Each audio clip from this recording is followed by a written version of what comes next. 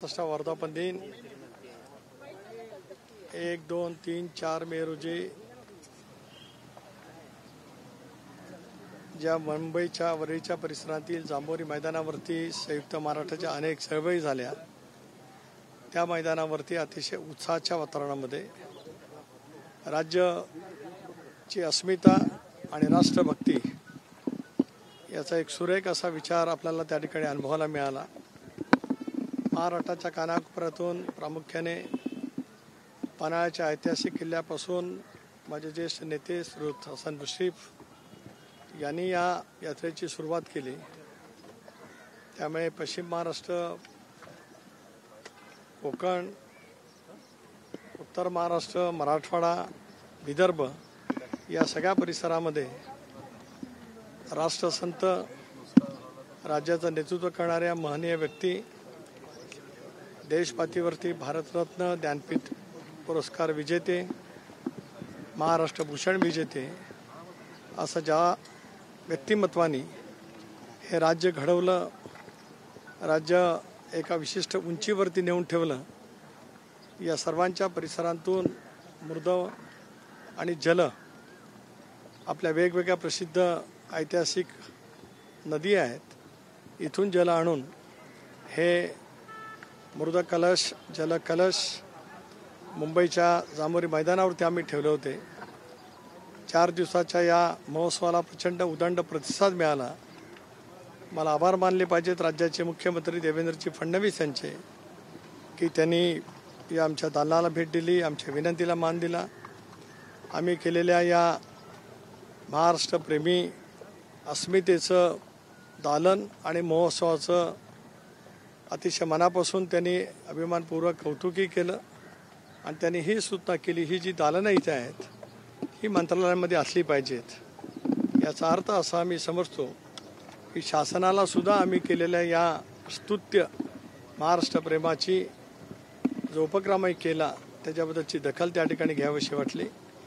सर्वच मान्यवरांनी त्या ठिकाणी उपस्थिती दर्शवली आणि त्याचबरोबर वेगवेगळे सांस्कृतिक कार्यक्रमही झाले।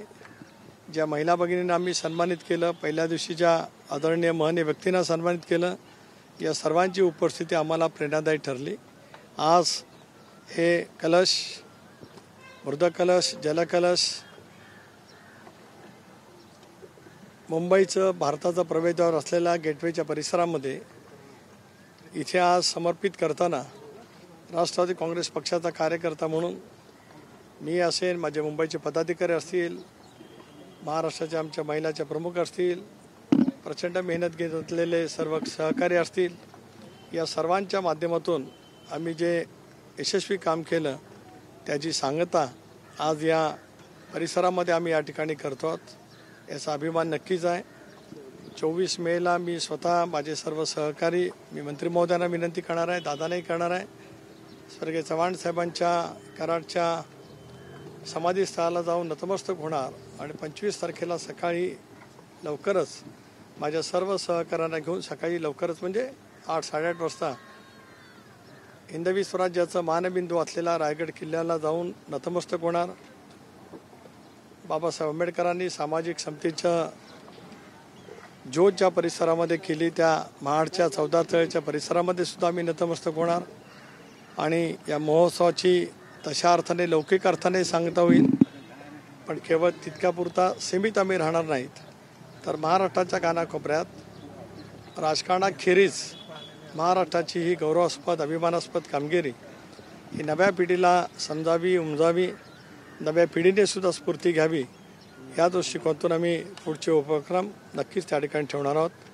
आपण सर्व वाहिन्यांनी आणि विशेष करून पत्रकार मित्रांनीसुद्धा आमच्या ह्या अतिशय भावस्पर्शी उपक्रमाला जी प्रसिद्धी दिली त्याबद्दल आपल्या सर्वांचे मी मनापासून आभार मानतो। हिंदी में छोटा बता दें किस प्रकार से विलीन किया गया, विस्तार से क्या था, इसका महत्व क्या था? हिंदी।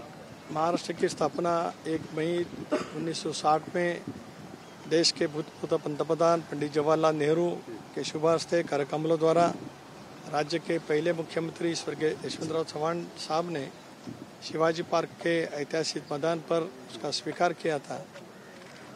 महाराष्ट्र की निर्मित होने के लिए बहुत सारा संघर्ष इस मुंबई की भूमि में हो गया, पूरे महाराष्ट्र में हो गया. मराठी भाषिकांचं राज्य होने के लिए एक पूरा कड़ा संघर्ष 4 साल चला. आज 65 साल के बाद राष्ट्रवादी कांग्रेस पार्टी की तरफ से ये जो घटना है इसकी स्मृति मन में लेकर हमने महोत्सव 1, 2, 3, 4 वरड़ी के जामोरी मैदान, जहाँ पे संयुक्त महाराष्ट्र की चळवळ बहुत पैमाने में हो गई थी, वहाँ पे हमने किया है. आज मेरे सब साथियों के साथ हमने महाराष्ट्र से के कोने कोने से जो जल और जो दूध लाए थे उनका समर्पण यहाँ के गेटवे ऑफ इंडिया प्रवेश द्वार के सामने हमने यहाँ पे किया है. आने वाले दिनों में यही विचार लेकर महाराष्ट्र को और मजबूत करने का सिद्धांत लेकर शिवशाहू फुले अम्बेडकर की सेक्युलरिज्म की विचारधारा लेकर राष्ट्रवादी कांग्रेस पार्टी आगे चलने वाली है. धन्यवाद. Thank you sir.